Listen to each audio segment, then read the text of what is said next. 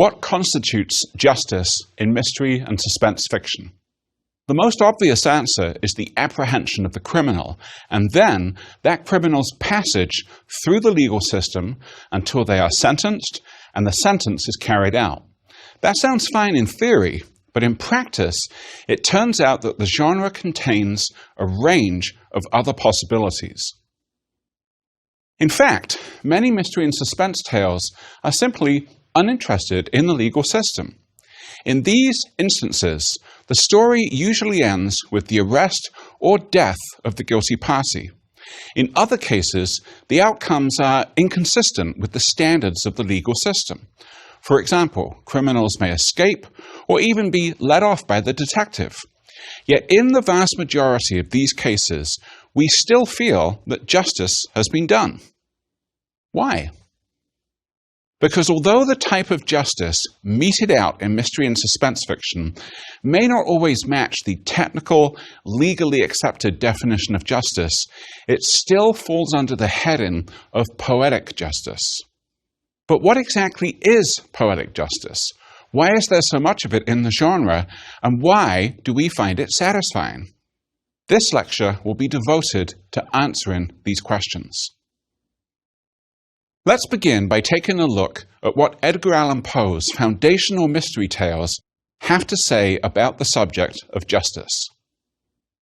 In The Murders in the Rue Morgue, Auguste Dupin successfully identifies the parties responsible for the death of Madame and Mademoiselle L'Espanaye. But neither of the parties are brought to justice. The orangutan is sold to a zoo, and the sailor, whose carelessness led to the animal escaping and killing two women, profits greatly from the sale. In The Mystery of Marie Roget, Dupin ends the tale by predicting confidently how the police might go about finding the perpetrator. And Poe confirms in a footnote that Dupin's prediction was correct. But we never see justice done. Instead, we have to trust Dupin and Poe when they tell us the murderer of Marie Roget was found. And finally, in the purloined letter, we come closest to the traditional understanding of justice. The stolen letter is recovered, and Dupin sets up a situation that will eventually lead to the minister's destruction. But even here, we never see that destruction. We simply have to imagine it happening at some unspecified point in the future. Why are Poe's mystery tales so little concerned with justice? The simple answer is that Poe is not interested in justice. Instead, his subjects in these stories are analysis and Dupin, the character that personifies the power of analysis. So, from Poe's point of view, it's enough for us to see Dupin at work and for him to conclude each of his cases successfully. Justice, in the legal sense of the word, is beside the point. Although the orangutan and its master may have been technically guilty of a crime, I doubt many readers would have enjoyed seeing them hauled off to jail at the end of Rue Morgue. Similarly, even though we don't get to see a criminal arrested at the end of Marie Roget, we've seen Dupin at work, and we derive immense satisfaction from that fact. Finally, because the competition between Dupin and the Minister D is at the heart of the purloined letter, we feel that justice has been done when the former beats the latter at his own game. In particular, we delight in the knowledge that the minister will be destroyed by the very same letter that he's been using to influence and control others. It's easy to see from Poe's stories, then, that the absence of legal justice doesn't take anything away from mystery and suspense fiction. Indeed, if anything, poetic justice can often be more satisfying than legal justice, because it speaks to our sense of the way the world should be rather than the way it is. If we now turn to the work of those writers who followed Poe's trailblazing path, we'll see that they also have a mix of attitudes toward justice in the conventional sense, though sometimes for different reasons. Arthur Conan Doyle's Sherlock Holmes stories, for example, have a much higher percentage of outcomes involving the perpetrator being taken into police custody. Think of bank robber John Clay, for example, being led away in handcuffs at the end of The Red-Headed League. Part of the reason for the increased frequency of such an ending has to do, of course, with the fact that Doyle wrote many, many more stories than Poe. But I think it also reflects Doyle's and his society's belief that the detective worked hand in hand with the legal system and was particularly valuable precisely because he was often able to apprehend those slippery criminals who escaped the clutches of the dim-witted police. But even in stories like The Red-Headed League, Doyle is apparently completely uninterested in what happens to the criminal after he's led away by the police. This is partly because the ins and outs of the legal system wouldn't become the focus of mystery and suspense fiction until later in the 20th century, and partly because in Doyle's brand of mystery fiction, the story ends with the detective's victory.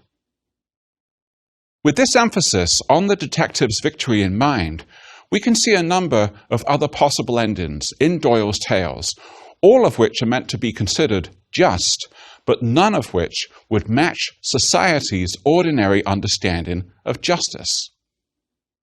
The Adventure of the Speckled Band, for example, ends with the murderer's death at the hands of the very instrument that he used to kill and attempt to kill others. This fact leads Holmes to comment dryly, "Violence does in truth recoil upon the violent, and the schemer falls into the pit which he digs for another." We're clearly meant to appreciate the fact that the murderer being killed by his own murder weapon is the quintessence of poetic justice. In other instances, however, even a conservative individual like Doyle is capable of coming up with a version of poetic justice that seems positively subversive of society's typical understanding of justice. In The Adventure of the Blue Carbuncle, Holmes is attempting to recover the titular jewel, which has been stolen from the Countess of Morcar. Even though he solves the case and discovers the identity of the criminal, James Ryder, Holmes decides not to have Ryder arrested and instead lets him escape to the continent. Why would Holmes do such a thing? Partly because the story is set during the Christmas season, and Holmes is feeling charitable toward Ryder. He regards Ryder as a petty thief rather than a criminal mastermind, and feels that sending him to prison would only result in making him a hardened criminal. More importantly, from Holmes's point of view, however, Ryder's absence means that the case against John Horner, who's been falsely arrested and accused of the crime, will collapse. In other words, what we see here is an example of the detective allowing a technical injustice in order to prevent an even greater injustice from taking place. Or as Holmes puts it, "I suppose that I am commuting a felony, but it's just possible that I am saving a soul." But let's not forget that at the end of Blue Carbuncle, Holmes also remarks to Watson that "I am not retained by the police to supply their deficiencies," as a way of justifying his actions. This suggests the possibility that sometimes poetic justice exists to remedy the inadequacies and even corruption of the legal system. At the very least, it implies that part of the detective's job is to protect the powerless against the powerful. An interesting example of this variety of poetic justice in Holmes can be found in A Scandal in Bohemia. Bearing in mind the fact that Doyle is well known for creating Holmes as an apparently infallible detective, he does something extraordinary in this story. He not only has Holmes lose, but also has him beaten by a woman. Holmes is hired by the King of Bohemia to recover a compromising photograph of him and Irene Adler, an American opera singer with whom the king previously had an indiscreet liaison. Not only does Holmes fail to recover the photograph, but he's also outwitted by Adler, who escapes to Europe with the photograph.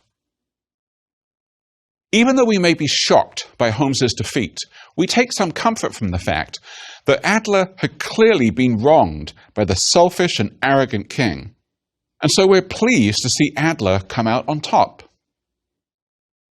This aspect of the story is driven home by the closing episode, in which the king laments that Adler had not been his social equal, so that he could have married her and made her his queen.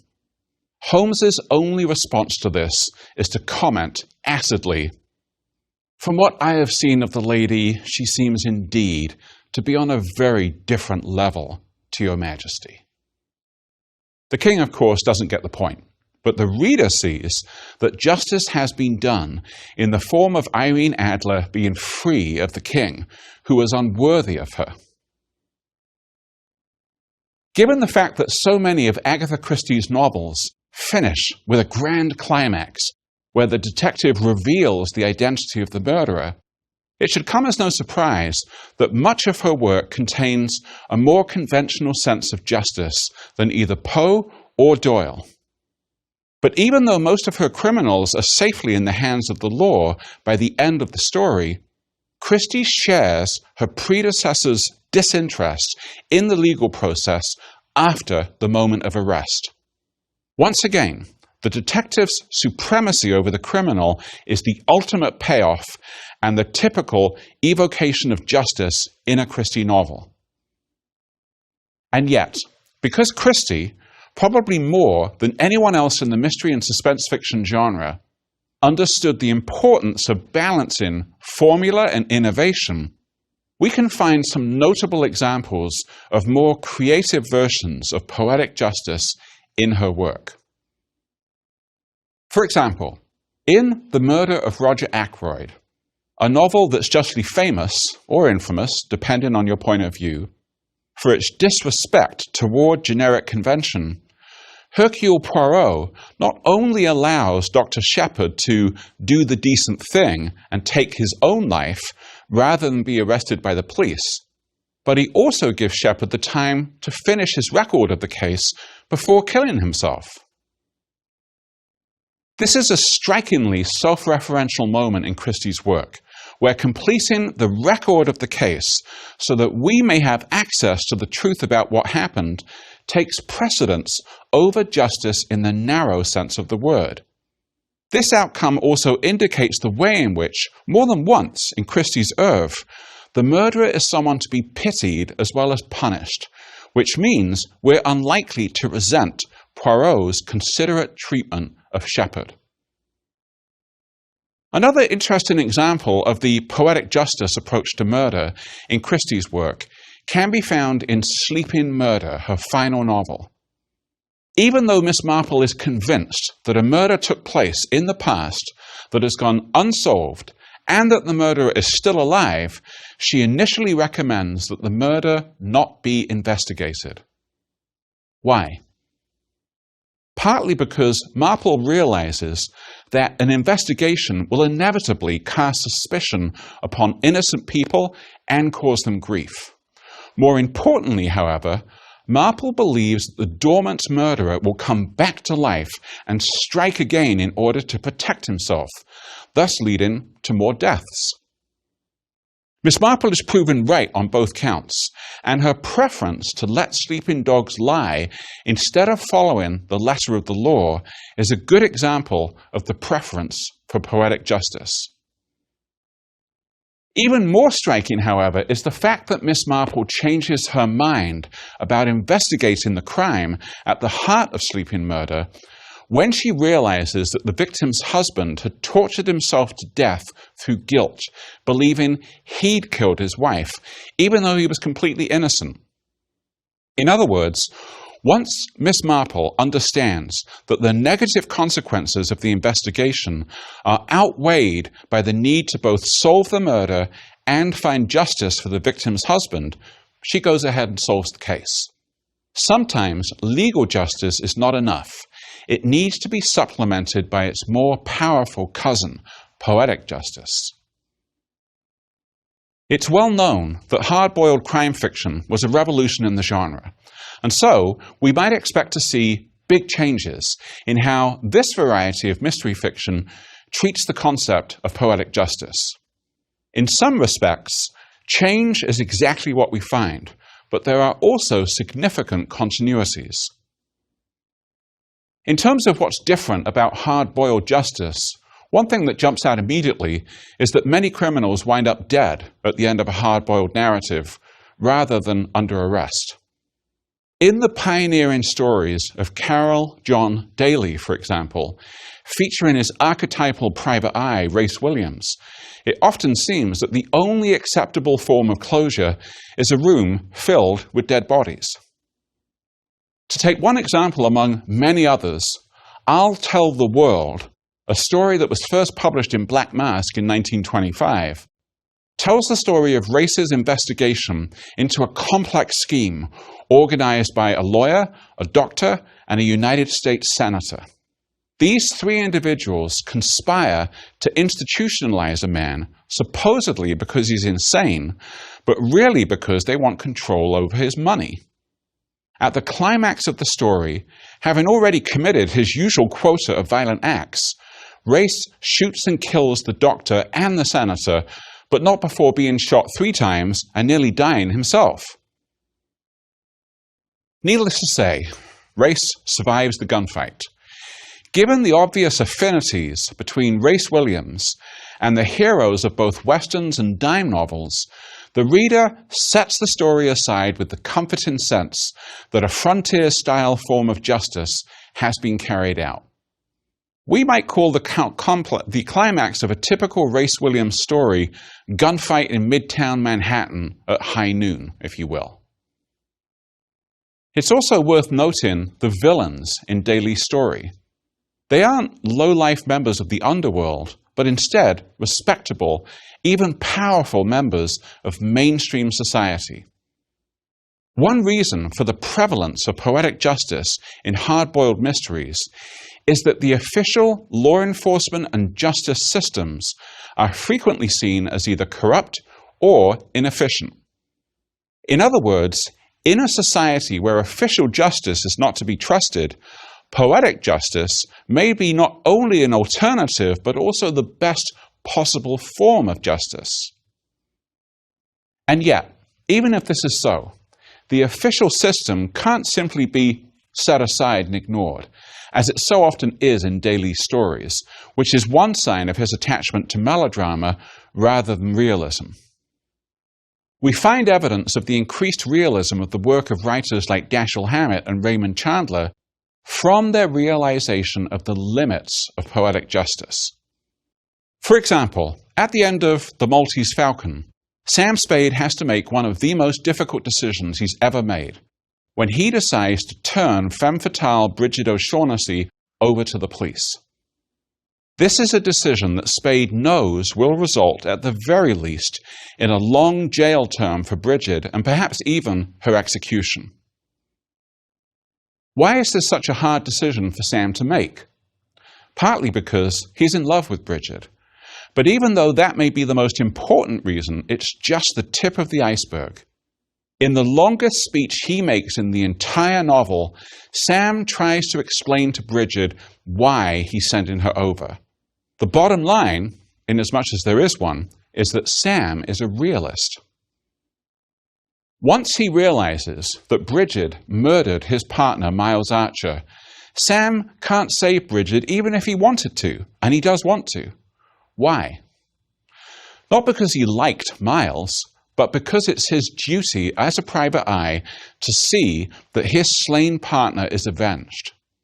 In a more practical vein, if he were to let Bridget go, it would be bad for business because it would make him look soft.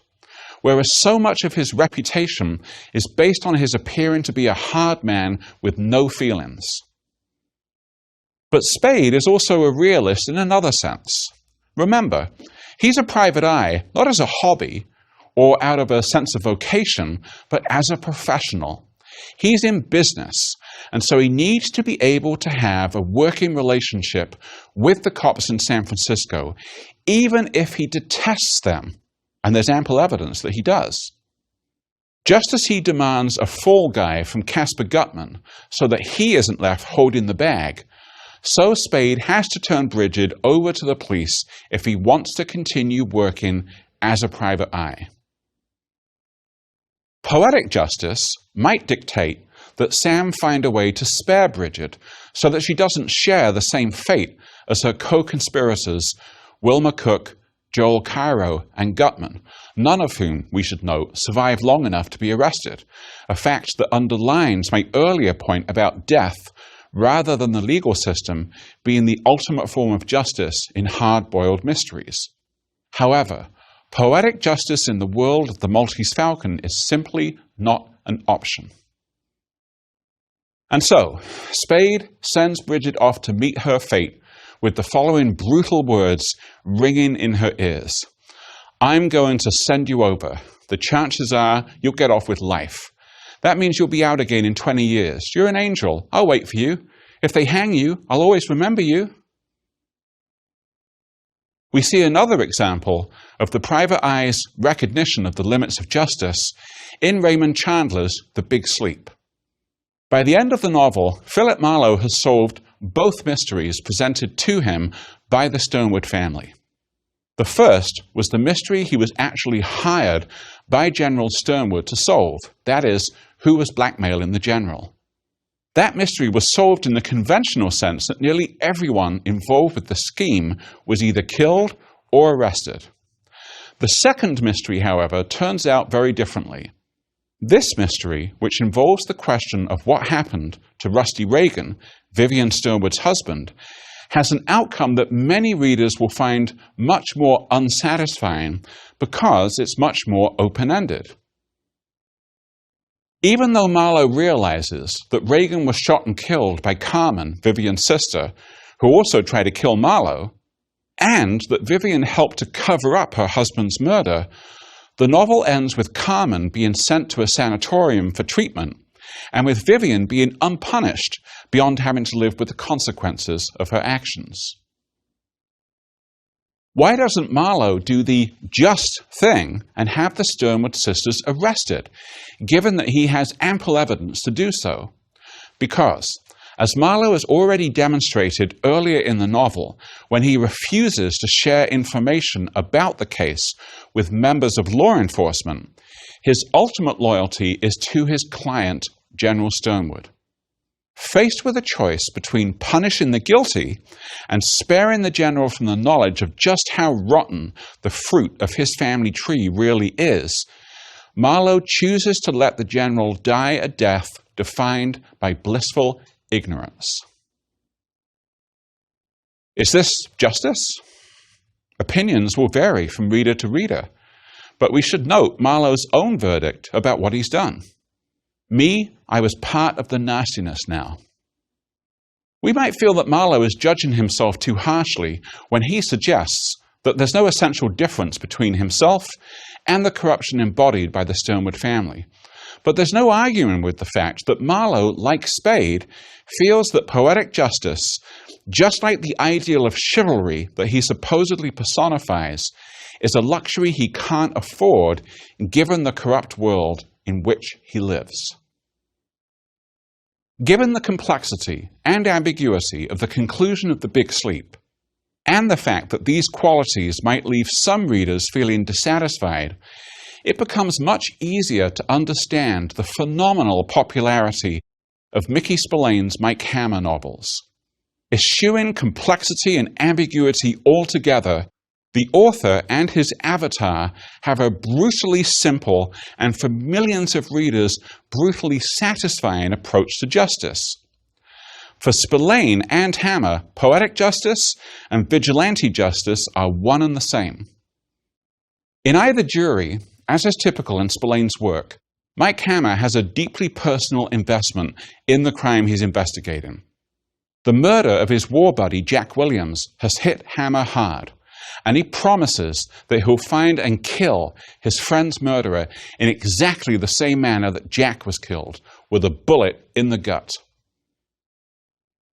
Ironically, the main obstacles between Hammer and him achieving his goal, other than the criminals themselves, are Pat Chambers, Hammer's friend on the police force, and the legal system in general. Whenever Hammer discusses the case with Pat, he makes no bones about the fact that the two of them are engaged in a race to the finish line, and that he's determined to beat the police to the murderer. Hammer recognizes that the police have levels of manpower and resources that far outstrip whatever he can muster, and he feels free to draw on those resources whenever it suits him to do so. But he also feels that he has distinct advantages over the police. As he explains to Pat, the police are bound by the law to treat suspects with a certain degree of restraint. Hammer is bound by no such law, and so is perfectly free to knock out teeth, break arms, or do whatever's necessary to achieve his goals. Hammer proceeds to put his words to Pat into practice, and he does so with great gusto. By the end of the novel, thanks to a variety of extra-legal acts of violence, he finally achieves his goal and keeps his promise to his dead friend. The fact that the murderer Hammer kills is Dr. Charlotte Manning, the woman with whom he's fallen in love, makes his attachment to his version of poetic justice even more striking. Unlike Spade, Hammer has no qualms about imposing justice on the woman he loves, and is even willing to do it himself. When Manning asks him, quite reasonably, how he could do such a thing, Hammer famously replies, "It was easy." Other than his desire to avenge his friend's death and his competition with the police, Hammer is also driven in either jury by his fear of what will happen if the legal system gets hold of the killer first. In particular, Hammer's convinced that the killer or his slippery lawyer will somehow get him off the hook so that he'll go unpunished.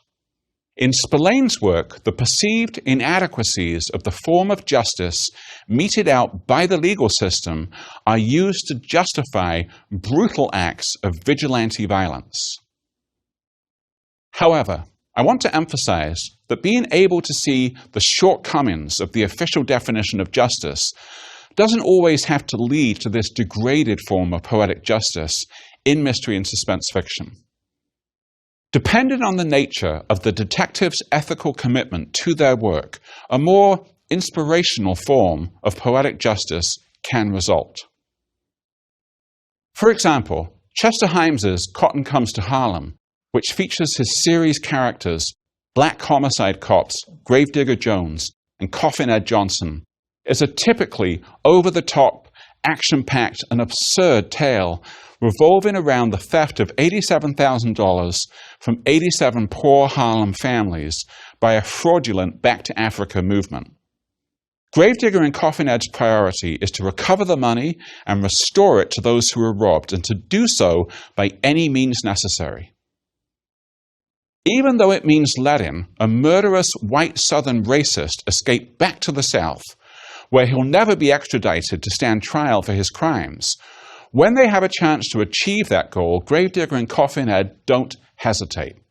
The families get their money back, and the villainous Colonel Calhoun has his mind permanently blown when he realizes that these two black detectives are letting him go because of their love for other black people.